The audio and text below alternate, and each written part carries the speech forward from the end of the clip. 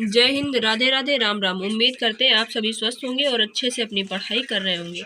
आपकी पढ़ाई को आसान करने के लिए आज फिर से गांव वाली हाजिर है कुमार गौरव सर द्वारा पढ़ाई गई फूल पत्ती वाली क्लास का रिवीजन लेकर। आज है 4 जनवरी 2023 और ये है कुमार गौरव सर द्वारा पढ़ाई गई फूल पत्ती वाली क्लास का रिवीजन। तो सबसे पहले देखते हैं अपना मोटिवेशन कोड। हालात चाहे जैसे भी हों, धड़कनों में नशा जीत का ही होना चाहिए। इसी मोटिवेशन थॉट के साथ शुरू करते हैं आज की अपनी क्लास। तो सबसे पहले देखते हैं आज की क्लास में क्या है खास। आज सर ने ब्रिक्स के बारे में, सभी संगठनों को, गेम्स को, नियुक्तियों को, राज्य गठन, हिस्ट्री के जो महत्वपूर्ण क्वेश्चन है वायसराय से संबंधित या जनगणना से संबंधित, उन सभी को लल्लन टॉप में शामिल किया है। तो सबसे पहले देखते हैं आज का question number first. BRICS BRICS की संकल्पना 2001 में जिम ओ'नील ने दी थी। तब ये ब्रिक था। पहला सम्मेलन 2009 में हुआ था, येकिनबर्ग रूस में। 2010 में जोहान्सबर्ग सम्मेलन में ब्रिक्स हो गया। पहले था ब्रिक, फिर बाद में हो गया ब्रिक्स। 2023 में साउथ अफ्रीका 6 नए सदस्य बनाए गए। 2023 में साउथ अफ्रीका में जब हुई थी तो 6 नए सदस्य इसमें बनाए गए थे। और 1 जनवरी 2024 से 6 सदस्यों का कार्यकाल शुरू होना था। ये 6 सदस्य थे मिस्र, इथियोपिया, यूएई, ईरान, सऊदी अरब और अर्जेंटीना। लेकिन अर्जेंटीना ने सदस्य बनने से मना कर दिया, तो 5 ही सदस्य बने। अर्जेंटीना को छोड़कर 5 जुड़ गए। 5 पहले से थे, 5 नए जुड़ गए, तो अब हो गए ब्रिक्स में कुल 10 सदस्य। और 2024 में रूस में इसकी बैठक होगी, जिसकी हेड होंगे व्लादिमीर पुतिन। इसकी थीम है इस वर्ष की समान वैश्विक विकास। भारत की रुपया है। अब हम देखते हैं ब्रिक्स संगठन की मुद्रा। इसको 5R कहते हैं। भारत की है रुपया, रूस की रूबल, चीन की रेमनबी, ब्राजील की रियाल और साउथ अफ्रीका की रैंड।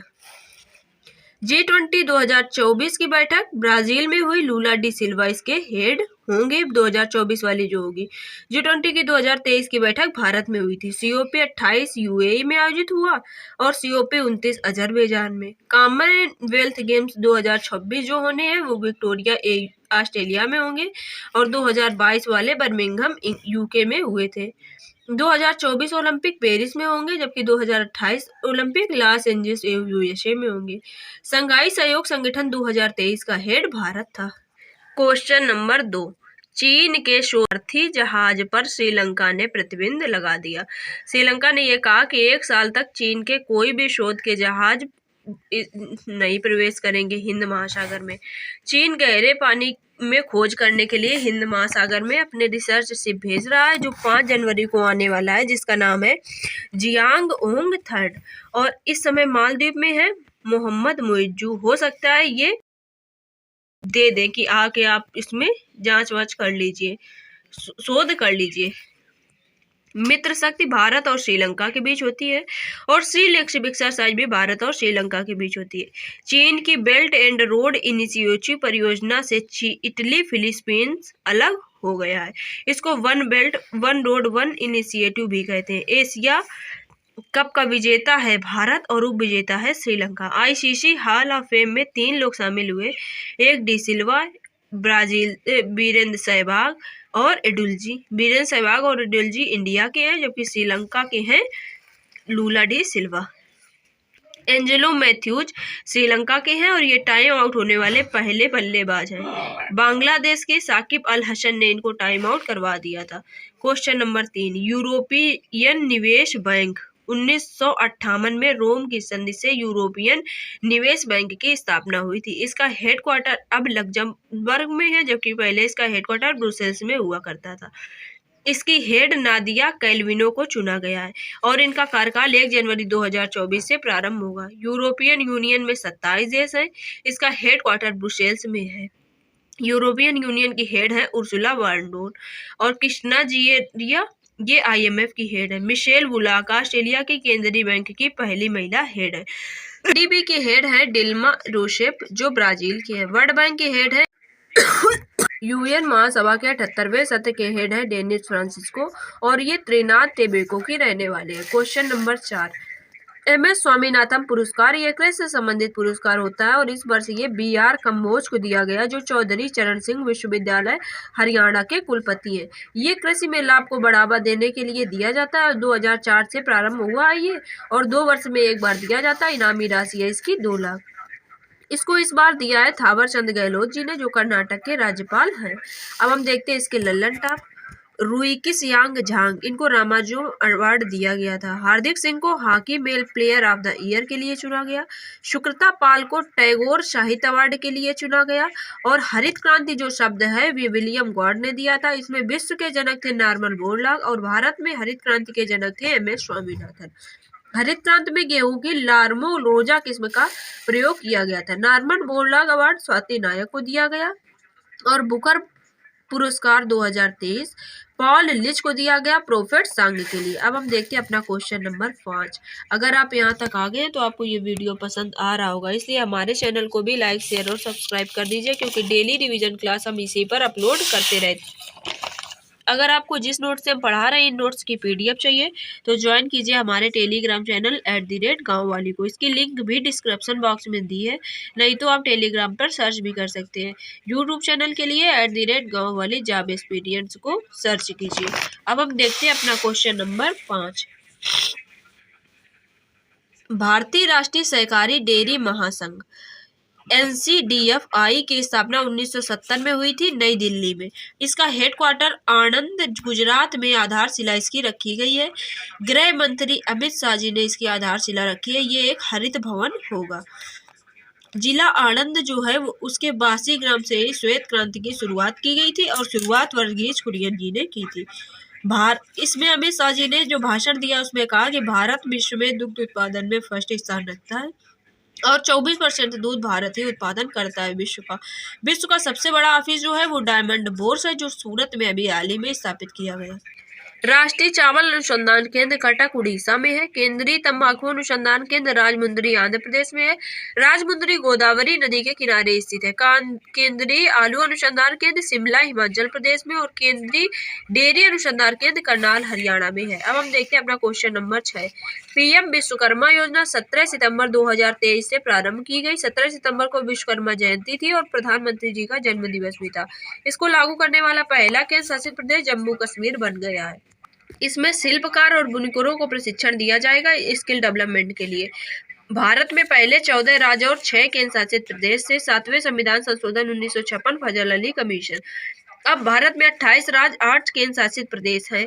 अब हम देखते हैं किस राज्य की स्थापना कब हुई। नागालैंड की स्थापना 1 दिसंबर 1963 को हुई थी, इसीलिए 1 दिसंबर को नागालैंड में हार्नबिल मनाया जाता है। त्रिपुरा मेघालय मणिपुर की स्थापना 1972 में, हिमाचल प्रदेश की 1971 में, सिक्किम की 1975 में, गोवा की 1987 में, अरुणाचल प्रदेश मिजोरम और गोवा 1987, छत्तीसगढ़ झारखंड उत्तराखंड 2000 और तेलंगाना की 2014 में हुई थी। जम्मू कश्मीर और लद्दाख 2 केंद्र शासित प्रदेश 31 अक्टूबर 2019 को बने, जबकि दादरा नगर हवेली और दमन द्वीप का विलय 26 जनवरी 2020 को कर दिया गया। आरोग्य श्री योजना तेलंगाना सरकार की है। यहाँ के CM रेवंत रेड्डी ने इसको प्रारंभ की है। अमृत वृक्ष धरोहर असम की है। अमृत धरोहर योजना 75 रामसर साइट्स के लिए संरक्षण के लिए प्रारंभ की गई। शिल्प वेद जो है वो विश्वकर्मा जी ने लिखा है। जिस प्रकार हमारे 4 वेद है वैसे ही 4 उपवेद भी है। एक है आयुर्वेद, धनुर्वेद, गंधर्व वेद और शिल्प वेद। आयुर्वेद की रचना पतंजलि ने, जबकि शिल्प वेद की रचना विश्वकर्मा जी ने की है। अब हम देखते हैं अपने क्वेश्चन नंबर 7। PLI मंजूरी प्राप्त करने वाली पहली कंपनी भारत की बन गई है ओला इलेक्ट्रॉनिक्स। EV कंपनी अर्थात इलेक्ट्रॉनिक व्हीकल वाली। PLI मंजूरी प्राप्त करने वाली पहली इलेक्ट्रॉनिक व्हीकल कंपनी ओला इलेक्ट्रॉनिक्स बन गई है। इसमें 15,000 से 18,000 रुपए की छूट होगी हर एक यूनिट पर, और इसकी शर्त जो होता है PLI मंजूरी की, इसकी शर्त होती है मेड इन इंडिया प्रोडक्ट होना चाहिए। PLI होता क्या, इसमें प्रोड्यूशन लिंक इनिशिएटिव प्राइस में कुछ छूट सरकार देती है, और इसका ये है मेन काम है कि ये मेड इन इंडिया होना चाहिए, तभी आपको ये छूट मिल सकती है, और 1,000 करोड़ रुपए का निवेश कम से कम होना चाहिए। राष्ट्रीय ग्रामीण रोजगार गारंटी अधिनियम नरेगा 2005 का एक्ट है, 2 फरवरी 2006 से लागू हुआ। 2 अक्टूबर 2009 को इसका नाम मनरेगा हो गया। निर्धनता का दुष्चर्क जो है वो नरकसे ने दिया। कलकत्ता में भारतीय सांख्यिकी संस्थान ISI की स्थापना PC महालनोबिस ने की थी। PC महालनोबिस जी ने ही सेकंड 5 ईयर प्लान मॉडल दिया था और इनके जन्म दिवस पर 29 जून को राष्ट्रीय सांख्यिकी दिवस मनाया जाता है। संविधान सभा में ने राष्ट्रगान को 22 जुलाई 1947 जबकि राष्ट्रीय ध्वज को 24 जनवरी 1950 को चुना था। क्वेश्चन नंबर 8, ऑफ डोर ये एक ई-कॉमर्स ऐप होगा जिसको लॉन्च किया है बिन्नी बंसल ने। ये सुझाव देने के लिए होगा किस प्रकार का लोगो आप बनाए, उत्पाद करें या आपको पब्लिक का रिसोर्स कहाँ से मिलेगा, इसके लिए ये ऐप लॉन्च किया गया है। बिन्नी बंसल और सचिन बंसल इन दोनों ने फ्लिपकार्ट की स्थापना 2007 में भी की थी। नगर पालिका 9A 74वां संविधान संशोधन, पंचायत 9वां नंबर 73वां संविधान संशोधन, सहकारी समिति 9B 97वां संविधान संशोधन, 1884 इल्बर्ट बिल से संबंधित है। रिपन इस समय वायसराय थे और वैज्ञानिक आधार पर जनगणना 82 में रिपन के कार्यकाल में ही प्रारंभ हुई। जनगणना प्रारंभ तो 1872 में ही हो गई थी, लेकिन ये 10 के आधार पर नहीं होती थी, ये मेमोयो के कार्यकाल से प्रारंभ हुई थी। लोकल गवर्नर्स के जनक रिपन थे। गरम दल और नरम दल अलग हुए थे 1907 में सूरत अधिवेशन में। रास बिहारी घोष जब हेड थे और इनका विलय हुआ 1916 लखनऊ अधिवेशन में अंबिका चरण मजमूदार की अध्यक्षता में। रालेट एक्ट 1919 का है, चैम्सफोर्ड से संबंधित और असहयोग आंदोलन के समय भी चैम्सफोर्ड ही थे। 1919 मॉन्टेग्यू चैम्सफोर्ड अधिनियम। क्वेश्चन नंबर 9, के स्मार्ट परियोजना केरल की है।